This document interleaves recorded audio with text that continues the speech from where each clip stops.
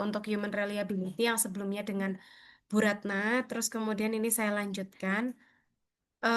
Ya, mungkin saya nggak perlu perkenalan karena mungkin sepertinya beberapa saya sudah ini ya pernah ketemu di apa namanya di kuliah sebelumnya di RSK 3 gitu nggih. Nah, ini saya izin untuk melanjutkan dari Human Reliability yang kemarin separuhnya dengan Bu Retna. Nah, ini saya lanjutkan sampai akhir sampai UAS. Oke, di minggu ke-9 ini Bapak Ibu sesuai dengan RPS kita membahas tentang Ethical and Legal Implication of Human Reliability.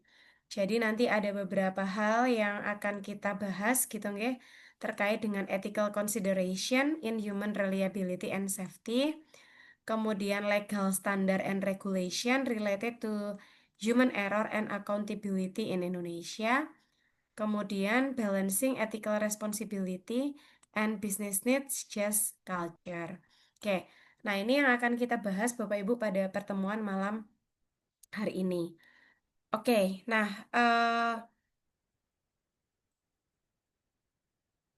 oke, suara saya sudah terdengar sekarang?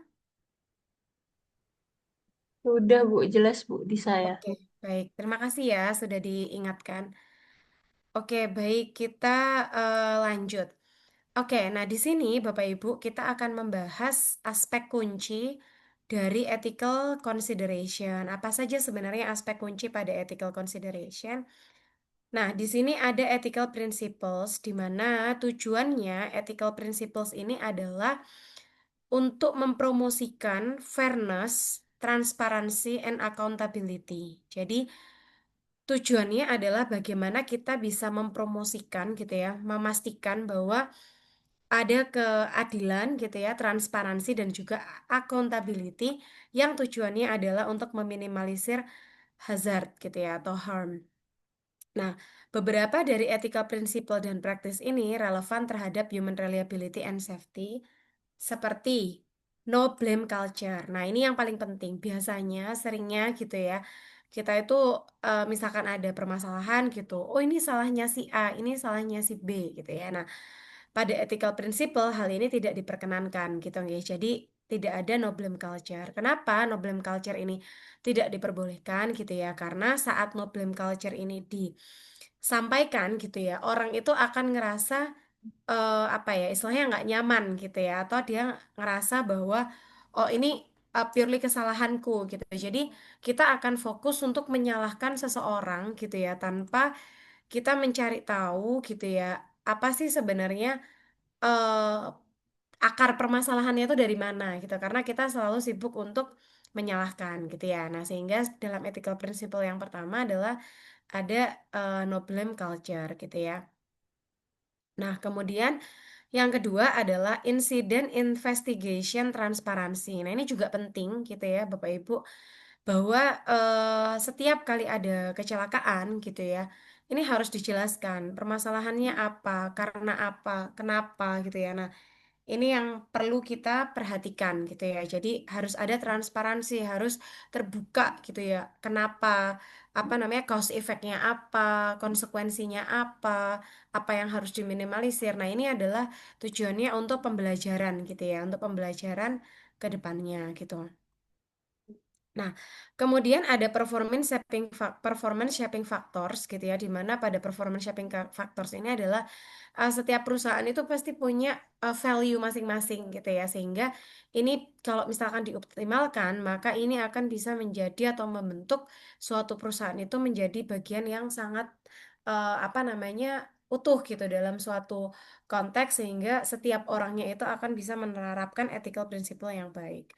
Kemudian ada risk management gitu ya untuk kita memitigasi resiko, resiko mana yang paling tinggi, resiko mana yang rendah, dan resiko mana yang medium sehingga kita bisa memetakan langkah apa atau kebijakan apa yang diambil oleh perusahaan dengan kita memetakan resiko. Kemudian ada human factor consideration. Nah, ini seperti yang biasanya sudah disampaikan ya Bapak Ibu ya. Jadi human factor itu ada aspek fisik, kemudian aspek psikologis gitu ya dan juga ada aspek kognitif. Nah, semua aspek ini harus diperhatikan gitu ya, aspek fisik, terus kemudian aspek psikologis dan juga aspek kognitifnya gitu ya. Nah, ini harus diperhatikan gitu ya. Kemudian juga ada cognitive model and bias awareness gitu ya. Jadi di cognitive aspek ini adalah kita memahami behavior seseorang, kita memahami persepsi seseorang dalam melakukan apa namanya suatu aktivitas gitu ya. Jadi kognitif itu adalah bagaimana seseorang itu bisa mencerna sebuah informasi dan melakukan sebuah aktivitas atau kegiatan. Nah, sehingga dalam cognitive model awareness ini kita akan bisa tahu gitu bahwa typically gitu ya orang itu kalau misalkan bekerja di ketinggian dia itu rata-rata ngerasa aman gitu padahal secara standar saat mereka bekerja di ketinggian 2,5 meter maka yang harus dilakukan adalah mereka perlu apa namanya mereka perlu untuk memakai body harness. Nah, itu adalah bagian-bagian dari ethical principle yang perlu diperhatikan. Kemudian juga quality assurance and human reliability analysis. Jadi, quality assurance ini adalah memastikan bahwa semua aspek gitu ya, baik ada di area produksi, baik itu di permesinan, itu semuanya sudah melalui kontrol quality assurance yang baik gitu. Sehingga dengan adanya quality assurance yang baik, maka bisa dipastikan bahwa semua proses itu akan bisa berjalan dengan baik dan sangat minim gitu ya, ada kegagalan di dalam atau di tengah-tengah proses produksi. Nah, eh, pada human reliability analysis gitu ya, ini memerankan peran yang sangat penting gitu ya untuk memastikan terkait dengan safety dari beberapa sektor gitu ya, terutama khususnya untuk high risk industri gitu ya, seperti healthcare, aviation, dan juga nuclear power. Nah, aduh, sebentar nih, pencet, sebentar ya. Ini ya, maaf ya, ini kok kepencet ya tiba-tiba. Oke, sebentar. Oke, ini nggak bisa dihapus juga. Oke, bentar. Eh, diabaikan ya Bapak Ibu yang ini ya. Nah, pada ethical consideration gitu ya, pada human reliability analysis gitu ya, khususnya pada multifacet, itu fokus terhadap implikasi terhadap human error. Jadi human reliability ini biasanya sangat erat gitu ya kaitannya dengan human error. Di mana di sini ada tanggung jawab dari sebuah organisasi untuk melakukan mitigasi resiko dan juga transparansi dalam safety practice-nya. Nah, kemudian terkait dengan understanding human error, di sini ethical consideration itu menilai gitu ya bagaimana isu terkait dengan error ini terjadi dan accountability-nya seperti apa. Sehingga perlu di-assign terkait dengan individual versus systemic factor-nya. Sehingga dalam aspek ethical question di sini akan bisa menentukan apakah sebuah organisasi itu harus bertanggung jawab terhadap error yang dilakukan oleh suatu individu apa namanya suatu proses gitu ya secara sistemik dibandingkan secara individu gitu ya.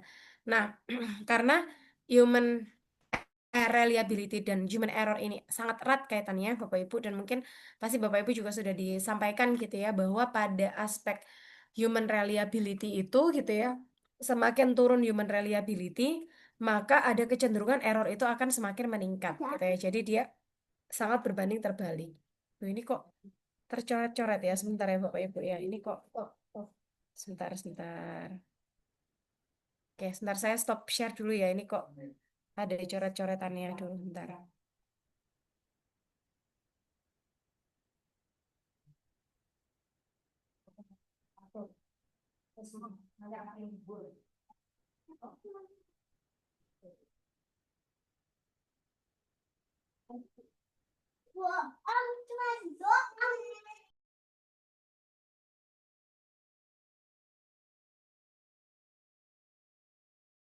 Tuh.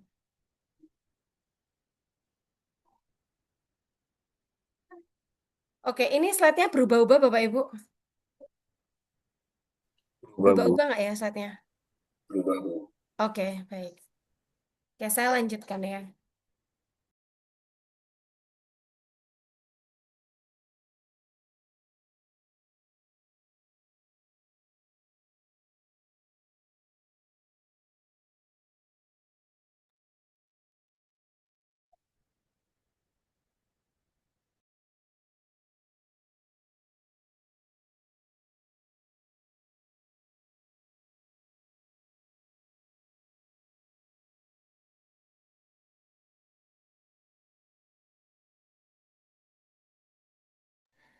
Oke, kemudian saya lanjutkan Bapak Ibu terkait dengan accountability dan juga responsibility. Di mana pada accountability ini maka terkait dengan ethical landscape dari human reliability analysis terkait dengan discussion terhadap accountability tersebut. Sehingga ketika ada accident terjadi, maka seperti yang tadi saya sampaikan, setiap orang itu pasti punya tendensi untuk assign gitu ya, blame-nya itu di siapa. Oh ini salahnya HRD, oh ini salahnya produksi gitu ya, oh ini salahnya K3 gitu ya. Sehingga secara general seseorang itu pasti akan menyelamatkan dirinya gitu ya. Maksudnya itu hal basic gitu ya. Sehingga kadang gitu ya daripada kita merasa bahwa oh ini siapa yang salah gitu ya, maka apa namanya kita mencari gitu blamingnya siapa gitu ya. Nah sehingga dalam kondisi ini terkait dengan bagaimana kita bisa examining border systemic failures.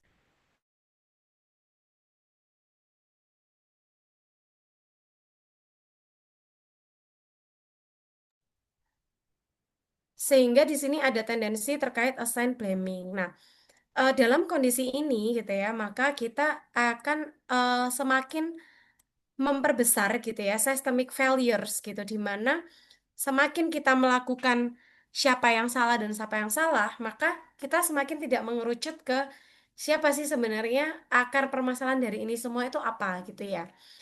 Nah, sehingga ini akan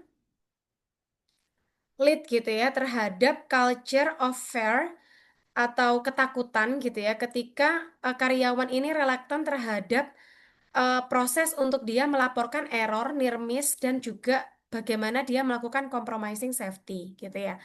Nah, sehingga dalam proses ini Bapak Ibu semakin kita itu bertindak menyalahkan gitu ya, maka yang terjadi adalah banyak orang yang mungkin punya tendensi untuk nggak berani report gitu karena takutnya kalau kita report ternyata eh, salah gitu, disalahin dan lain sebagainya gitu ya, sehingga dalam proses ini gitu ya tidak seharusnya gitu ya kita melakukan blaming gitu ya. Jadi bukan fokus kepada siapa yang salah, tapi mencari akar penyebabnya untuk bisa dicari solusinya bersama-sama gitu ya.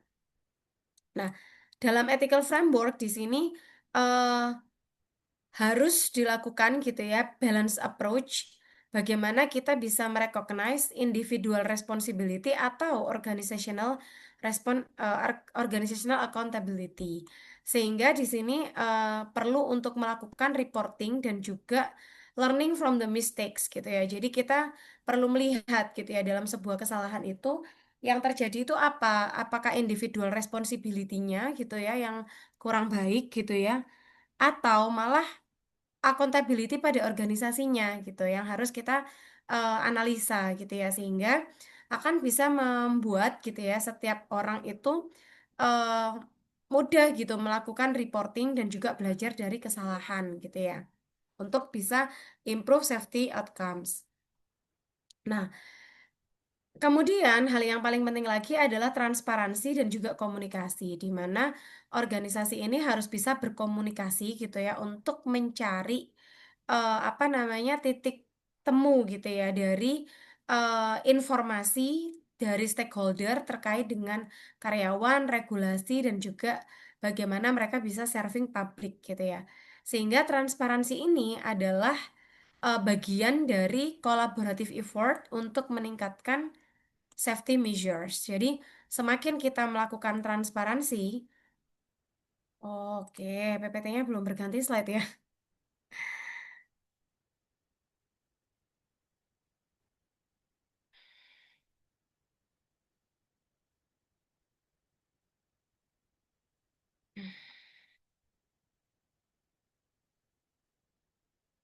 Ini apakah sudah berganti, Bapak Ibu? Sudah. Sudah ya. Sudah, Bu. Kayaknya setiap habis stop share tuh harus dicek dulu deh. Oke, terima kasih ya sudah mengingatkan ya, Bapak Ibu. Oke, sebentar.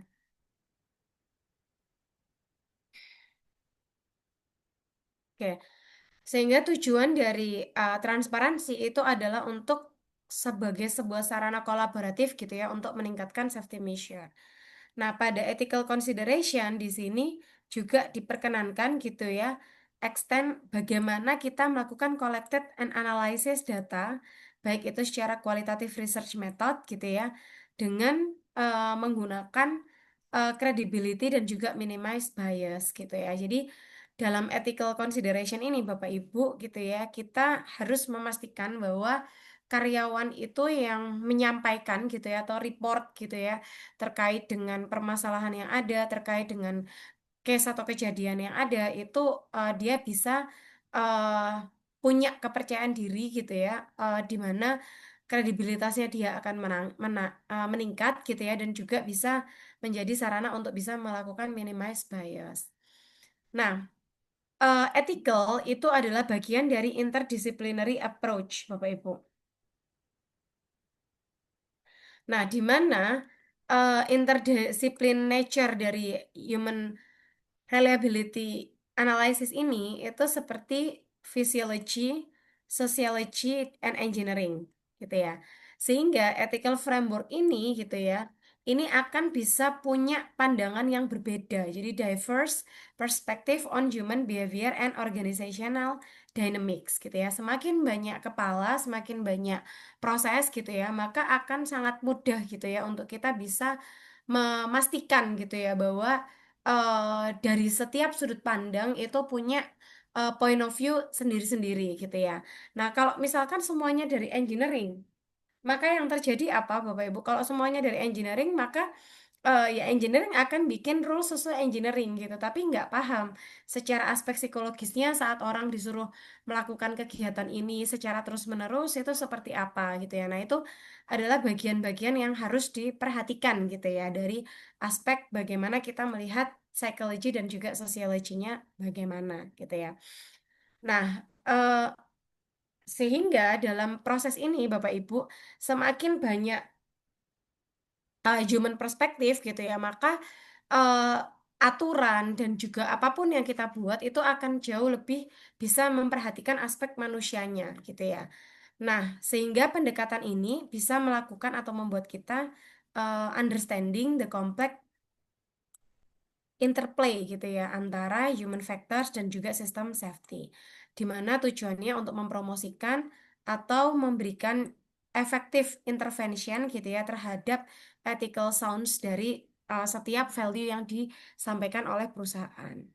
Nah, kemudian kita berpindah Bapak Ibu ke legal standard regulation human error in Indonesia. Nah, kalau kita mengacu pada legal regulation yang ada di Indonesia, maka ini mencakup ketentuan-ketentuan yang menentang pelanggaran hak asasi manusia seperti penyiksaan dan kejahatan terhadap kemanusiaan. Dan itu tertuang gitu ya pada Undang-Undang Nomor 39 Tahun 1999 terkait hak asasi manusia gitu ya dan juga Undang-Undang Nomor 26 Tahun 2000 terkait pengadilan hak asasi manusia yang memberikan dukungan hukum secara lebih lanjut atas perlindungan yang memungkinkan korban pelanggaran hak asasi manusia untuk mencari keadilan di pengadilan di Indonesia. Nah, pada hukum ketetanegaraannya, maka putusan pengadilan menyoroti pentingnya untuk mempertahankan kerangka hukum yang kuat. Sehingga laporan ini menunjukkan bahwa keringanan terhadap pelanggar seringkali mengurangi dorongan untuk mematuhi peraturan keselamatan gitu ya, antara lain undang-undang setempat dan juga peraturan nasional yang dapat menciptakan ketidakkonsistenan yang semakin memperluas akuntabilitas. Nah, bagaimana kita bisa melakukan balancing ethical responsibility and business need gitu ya, maka kita dengan menggunakan just culture, Bapak Ibu. Nah, oke, nah understanding just culture. Nah, just culture ini adalah an organizational culture gitu ya that emphasizes learning from mistakes rather than assigning blame. Jadi uh, just culture ini adalah bagaimana kita lebih memahami bahwa kita tuh harus belajar dari sebuah kesalahan gitu ya, dibandingkan kita menunjukkan siapa yang salah gitu ya. Sehingga di sini ini akan apa ya membawa gitu ya seseorang itu untuk melakukan transparansi dan juga open communication gitu ya terhadap sebuah kesalahan sehingga ini akan membuat seseorang itu akan lebih berani gitu menyampaikan oh ini kayaknya kurang pas karena ini bisa jadi nanti menyebabkan kecelakaan kerja dan lain sebagainya itu akan jauh lebih nyaman gitu ya karena di setiap perusahaan dia value-nya adalah bagaimana kita belajar dari sebuah kesalahan gitu ya dibandingkan dengan kita menyalahkan gitu. Nah, sehingga transparansi dan juga komunikasi ini akan terbangun dengan baik. Nah, seperti yang kita lihat Bapak Ibu bahwa opportunities for improvement rather than failure deserving punishment. Jadi kita lebih ke arah bagaimana kita bisa menciptakan improvement gitu ya dibandingkan kita memberikan hukuman gitu ya. Karena yang namanya diberikan punishment itu pasti sesuatu hal yang tidak nyaman gitu ya Bapak Ibu sehingga alangkah lebih baik gitu ya hal-hal tersebut tidak dilakukan gitu. Nah, berdasarkan James Reasons gitu ya, diketahui bahwa safety culture studies just culture foster an atmosphere of trust, di mana individual akan setiap orang akan lebih termotivasi gitu ya untuk melakukan report safety related gitu ya. Sehingga dalam proses ini, sehingga dalam proses ini gitu ya, kita akan dihindari gitu ya dari rasa ketakutan gitu, fear of retribution. Nah, apa aja five komitmen pada Just Culture gitu ya. Yang pertama adalah ensure freedom to work, speak up and report without fear. Jadi intinya adalah bagaimana kita membuat gitu ya seseorang itu bisa menyampaikan gitu ya apa namanya pendapatnya dengan berani dan tidak takut gitu ya untuk dia dilaporkan gitu ya. Sehingga ini adalah hal yang penting gitu ya untuk memastikan bahwa setiap orang ini dapat mengungkapkan pendapatnya dengan baik. Kemudian yang kedua adalah support people gitu ya, involved in incident or accident. Jadi saat ada kecelakaan maka kita harus melakukan gitu ya tindakan atau memberikan dukungan gitu ya sehingga orang tersebut akan merasa apa namanya proses dari dia melakukan sebuah kesalahan atau dia kena insiden atau accident itu mendapat dukungan penuh gitu ya. Kemudian don't accept unacceptable behavior. Jadi kalau misalkan ada orang yang melakukan sebuah pelanggaran dan lain sebagainya, nah kita nggak bisa serta-merta, oh ya udah nggak apa-apa diterima aja gitu ya, nggak. Tapi kita harus belajar dari kesalahan itu gitu ya, untuk kita bisa jadi memiliki aturan yang jauh lebih baik lagi gitu. Kemudian take system perspektif, jadi ada perspektif yang harus kita lihat gitu ya. Biasanya kalau kecelakaan kerja, kita harus bisa melihat dari banyak perspektif. Perspektif korban, perspektif dari apa namanya leader, dan juga perspektif dari behaviornya atau situasional kondisi yang ada di lapangan. Apakah memang itu ngelit seseorang untuk bisa mengalami gitu ya apa namanya kegagalan atau human error. Kemudian design a system that make it easy to do the right things. Jadi kita membuat sebuah desain sistem gitu ya yang mudah gitu ya untuk bisa dilakukan gitu. Nah, algoritmanya seperti apa? Jadi just culture algorithm ini dia satu hal yang continuous Bapak Ibu. Jadi kalau kita bisa lihat di sini itu dia terus berputar gitu ya. Jadi yang pertama adalah pasti kita akan melakukan sebuah investigasi gitu ya. Kalau misalkan ada kecelakaan gitu ya.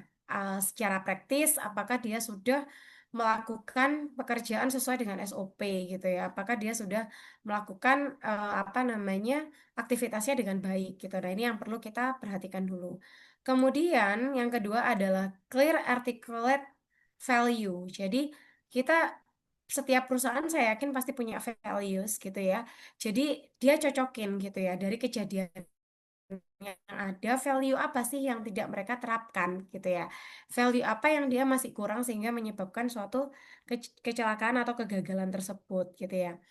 Kemudian yang ketiga adalah integrated just culture concept into your daily practice gitu. Jadi kita harus menerapkan in daily life gitu ya. Misalkan nggak hanya gitu ya, nggak hanya dalam aspek kita bekerja, tapi mungkin dalam aspek keseharian gitu ya kita uh, bisa mengingatkan gitu ya, mengingatkan rekan kerja dan lain sebagainya untuk kita bisa konsisten gitu ya menjalankan atau mengimplementasikan uh, kebijakan atau goals yang memang akan dibangun oleh perusahaan gitu.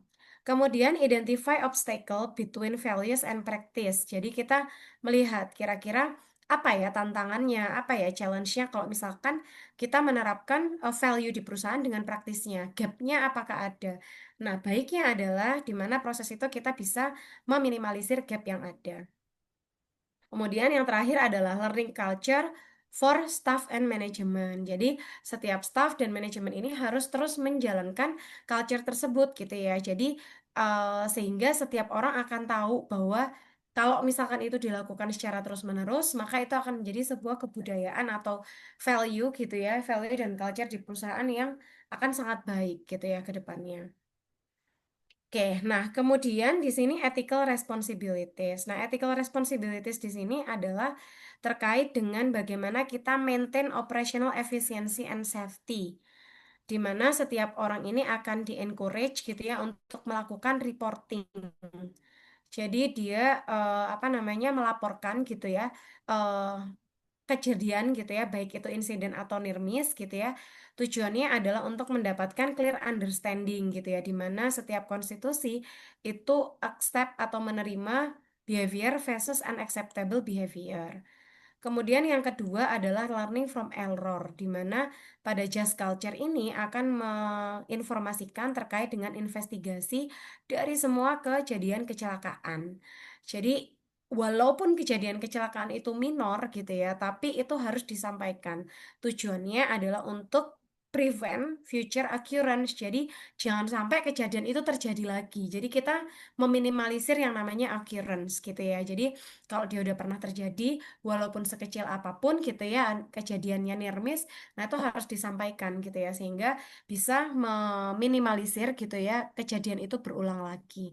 Sehingga proses dari learning oriented approach ini akan membantu sebuah organisasi untuk beradaptasi dan juga meningkatkan safety protocols mereka gitu ya. Jadi eh, value atau nuansa gitu ya. Setiap orang itu berani berpendapat dan menyampaikan jika ada hal-hal yang kurang tepat. Itu sebenarnya kalau dibilang itu adalah sebuah harta karun gitu ya. Harta karun di sini adalah kita nggak perlu nanya, kita nggak perlu in-depth interview, tapi dia menyampaikan secara otomatis gitu ya. Sehingga dengan apa namanya feedback yang diberikan ini gitu ya, harapannya adalah bisa mengoptimalkan gitu bahwa sebuah perusahaan itu dia bisa bergerak jauh lebih baik lagi gitu ya untuk bisa meningkatkan apa yang diinginkan gitu untuk meminimalisir error. Nah, kemudian selanjutnya adalah dari aspek business needs, di mana just culture ini menjadi pondasinya, Bapak Ibu. Jadi di bawah ini dia menjadi pondasi. Kemudian eh, pilarnya adalah reporting culture, jadi budaya untuk kita selalu belajar dari kesalahan gitu ya, mereport apa yang terjadi, dan kemudian juga learning culture. Jadi reporting tanpa ada learning culture, maka itu akan nggak seimbang gitu ya. Jadi reporting dan learning culture ini dia harus jalan bersama-sama gitu ya, saling beriringan gitu sehingga dia akan bisa membentuk safety culture. Dan tujuan dari proses ini adalah bagaimana kita bisa improve safety outcome dan enhance employee moral. Jadi semakin kita bisa membuat pondasi ini dengan baik gitu ya, maka pilar-pilar yang ada di kanan kirinya ini akan jadi semakin kuat gitu dan akan bisa mendukung peningkatan safety culture. Di mana pada proses ini gitu ya, saat kita meningkatkan safety outcomes, maka environments ini, maka setiap employee dapat melakukan report gitu ya, tanpa diliputi rasa ketakutan gitu ya. Sehingga ini bisa diidentifikasikan sebagai potensial hazard sebelum mereka melakukan serius insiden gitu ya. Jadi ini seperti warning gitu ya di awal. Sehingga proaktif approach ini gitu ya akan bisa menghemat keuangan gitu ya dan juga dapat meningkatkan gitu ya safety performance yang ada di perusahaan gitu ya. Jadi improve safety quality itu ya harusnya memang dimulai dari diri sendiri gitu ya. Tapi kita tidak bisa sepenuhnya memberikan tanggung jawab ini kepada eh, apa ya istilahnya perusahaan gitu ya. Tapi kita harus bisa memberikan gambaran gitu ya bahwa ini akan bisa tercapai jika dilakukan secara bersama-sama. Nah, kemudian yang kedua adalah enhance employee moral. Jadi ketika pekerja itu merasa aman untuk dia menyampaikan isu yang terjadi di perusahaan, maka dia akan secara tidak langsung bisa meningkatkan satisfaction dan juga moral value-nya gitu ya. Jadi kalau dia didengar, terus kemudian dia dipahami gitu ya, maka yang terjadi adalah mereka ini akan bisa sangat loyal ke perusahaan gitu ya. Jadi, ya itu tadi saya sampaikan bahwa saat karyawan itu menyampaikan pendapatnya, maka itu ibarat kayak harta karun gitu. Kita nggak perlu nyari-nyari, tapi kita dapat informasi itu sehingga perusahaan bisa berbenah gitu ya. Apa ya yang harus dilakukan, apa yang perlu apa namanya dioptimalkan gitu ya. Sehingga ini akan bisa reduce turnover rates gitu ya dan juga improve productivity. Karena kepuasan dari karyawan itu akan membuat engagementnya terhadap perusahaan itu semakin dalam gitu ya sehingga bisa melakukan pekerjaannya dengan baik gitu. Nah, tapi dalam prosesnya pasti akan ada challenge gitu ya, atau ada tantangan. Selalu ada jurang gitu ya, di mana ada yang namanya cultural resistance dan juga ada lack awareness.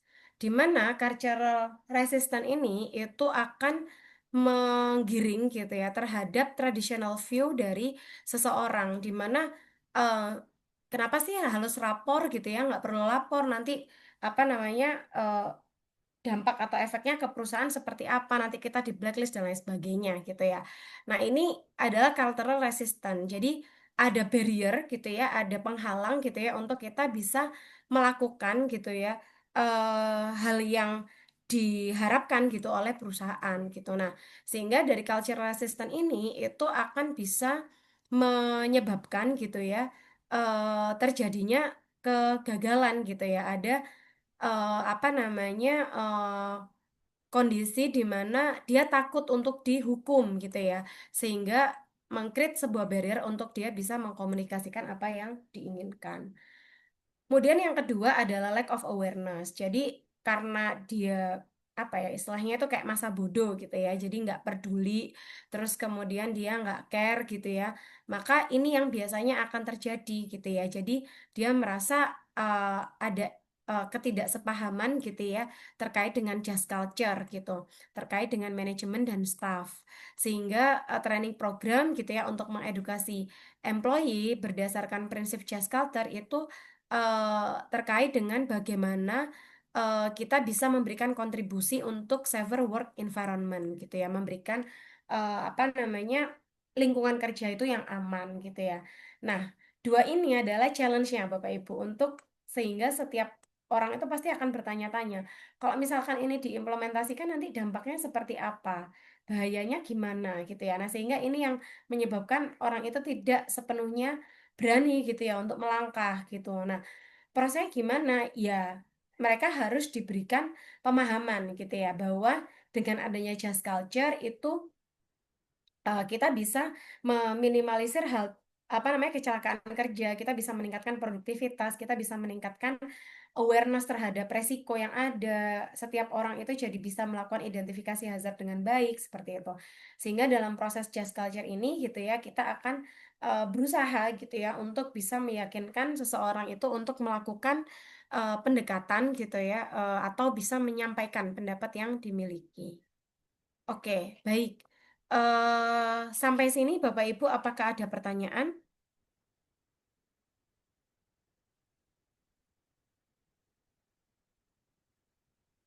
Ada yang ingin ditanyakan? Oke, silahkan Pak Ramadan. Ibu, selamat malam, Bu. Selamat malam, Bapak. Menarik sekali untuk topik malam hari ini, just culture and engagement employee and turnover ya, Bu ya. Mm-mm. Sebenarnya ini juga termasuk salah satu items di rencana tesis saya, Bu. Yang Oke. saya tanyakan adalah Mm-mm. berapa eh, kali harus kita ingatkan dengan Mm-mm. kita mentrainingkan employees Mm-mm. agar mereka dapat changing mindset, kemudian changing the culture dengan Mm-mm. fondasi just culture tersebut.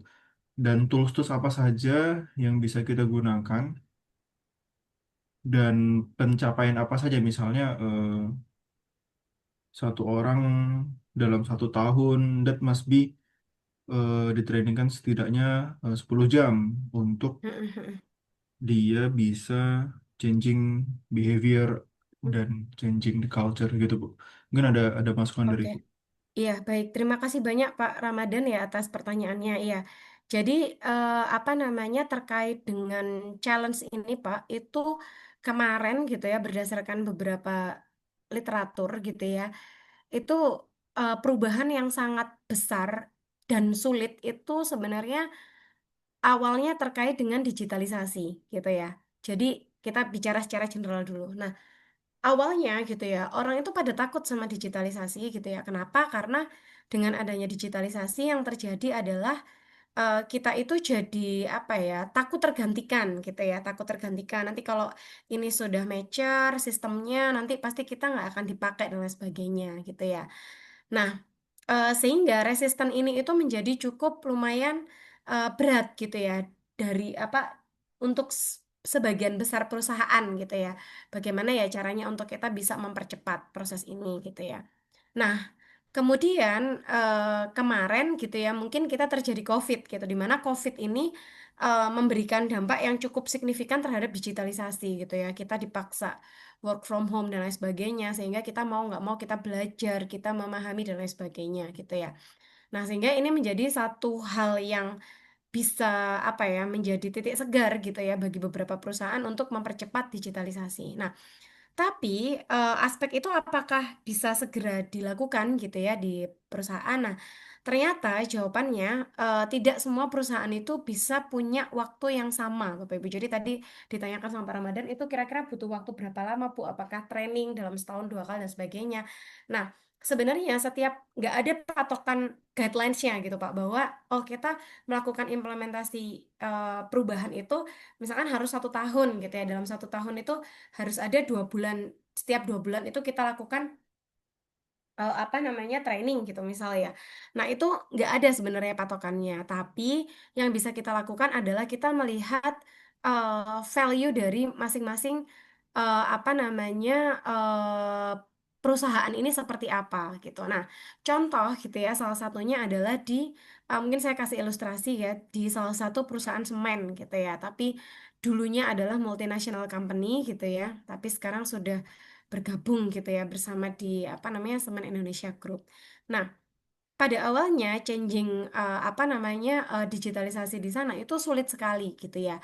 Sehingga mereka menunjukkan gitu ya dalam 1 tahun terakhir itu membuat beberapa data statistik gitu ya. Jadi ditunjukkan data statistiknya saat kamu melakukan implementasi satu gitu ya. Nah, maka yang terjadi adalah produktivitas meningkat 20%. Nah, produktivitas meningkat 20% itu apa? Berarti dia ngefek ke dalam apa namanya insentif gitu, insentif ke karyawan gitu. Nah, terus habis itu dua, saat itu sudah berjalan di bulan kedua apalagi. Jadi perusahaan itu gencar melakukan perbandingan dari before afternya gitu Pak. Jadi before afternya itu kayak gimana sih? Jadi kalau misalkan sebelumnya itu tanpa menggunakan apa namanya kebijakan ini tanpa menggunakan apa namanya SOP ini gitu ya maka yang terjadi adalah pencapaian kita tuh cuman segini tapi setelah kita menerapkan ini pencapaian kita itu jadi naik segini gitu nah sehingga cara untuk kita bisa meningkatkan apa menghilangkan resisten ini adalah ya kita harus sering-sering flexing gitu jadi sering-sering disampaikan ke karyawan itu bahwa oh ternyata dengan adanya ini itu kita bisa mengurangi dampak ini itu seberapa persen oh ternyata dengan kita melakukan ini kita tuh bisa meningkatkan seberapa persen gitu. Nah, apa indikasinya? Nah, yang indikasinya ya adalah itu akhirnya bisa meningkatkan insentif dari seseorang tersebut. Tapi yang paling penting adalah pekerjaannya banyak, tapi dengan adanya SOP yang tepat, maka mereka bisa mengerjakan pekerjaan itu dengan cepat gitu. Jadi apa namanya hal-hal tersebut itu yang memang harus banyak galakkan gitu ya dalam 1 tahun pertama dalam proses perubahan itu. Nah, sehingga saat orang itu banyak terinfo gitu ya, jadi dipasang di perusahaannya gitu ya, kayak ada poster, kayak ada banner dan lain sebagainya, dipasang di tempat-tempat yang terlihat, maka yang terjadi adalah dia akan lebih mudah gitu ya mengetahui bahwa oh ternyata ini tuh giving positive aspek gitu. Berarti selama ini tuh hanya ketakutan kita aja gitu ya. Nah, kalau kita bicara pada aspek just culture, maka banyak orang yang resisten untuk melaporkan kalau misalkan ada kecelakaan gitu ya. Nah, sehingga kita bisa bikin gitu semacam informasi bahwa eh, Anda tidak melapor teman Anda yang apa namanya yang celaka, misalkan kayak gitu.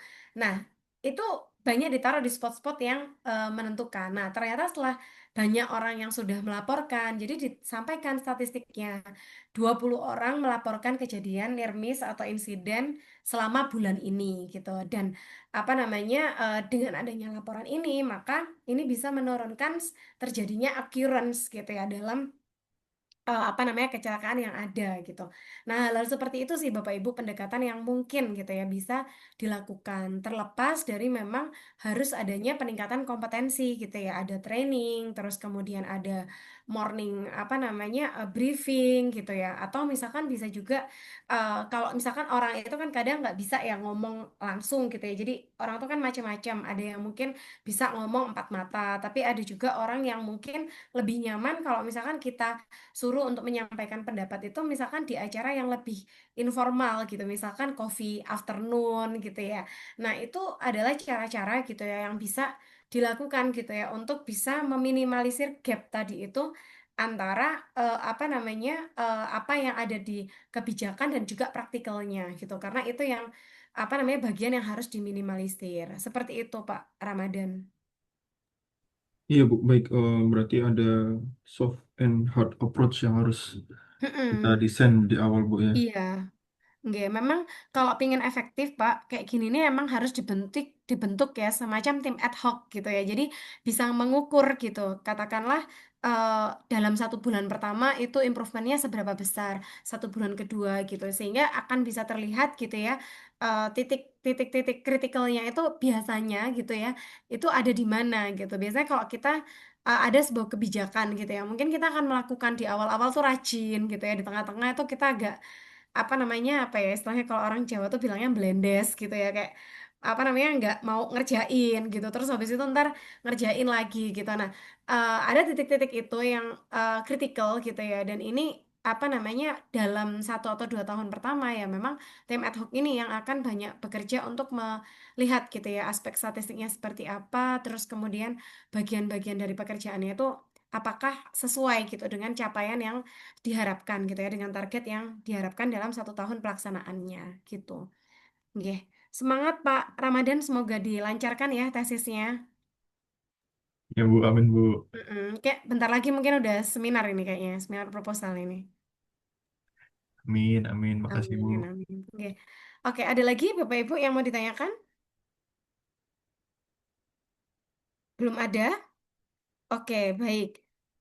Kalau belum ada, Bapak Ibu, apa namanya untuk materinya sudah selesai. Namun, mungkin saya akan memberikan tugas, gitu nih, Bapak Ibu. Mungkin tugasnya akan saya apa namanya saya post nggak sekarang ya. Mungkin malam ini, besok pagi mungkin bisa dicek, gitu nih.